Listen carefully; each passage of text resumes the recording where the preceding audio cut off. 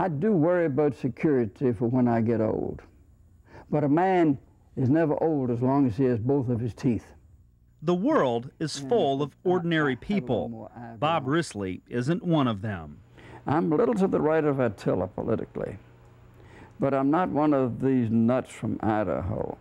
Although in a lot of ways I have some Victorian guidelines. 70-year-old Bob Wrisley is hard to categorize. Some people think he's a hermit. Others believe he's eccentric. But everyone agrees he's a tightwad.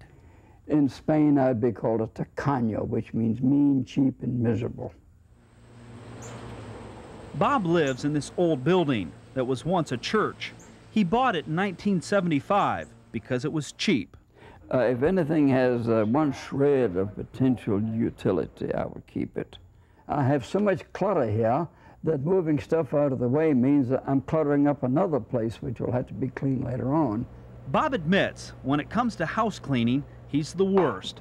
Last week was the first time he's cleaned his bedroom in 17 years. I was lying in bed one morning trying to decide whether to get up or not, and I looked up at the walls and they were growing sideburns.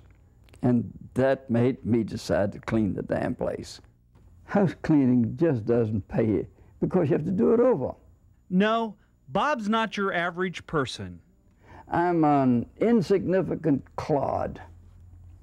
I have the table manners a little bit above that of an oaf or adult.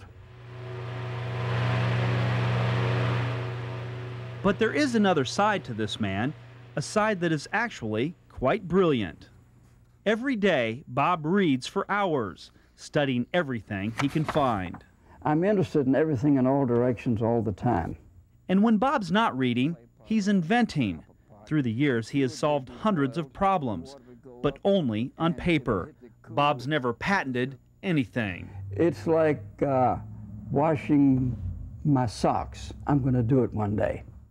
As for the little money Bob is willing to part with, he spends it on travel. Bob's been to 55 different countries. I stay in places the average tourist wouldn't even walk on the same side of the street with.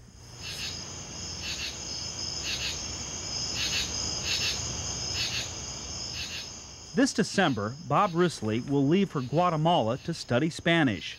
But usually he can be found right here, alone in this old church, worshiping the knowledge he finds in books and dreaming about the ways to save money.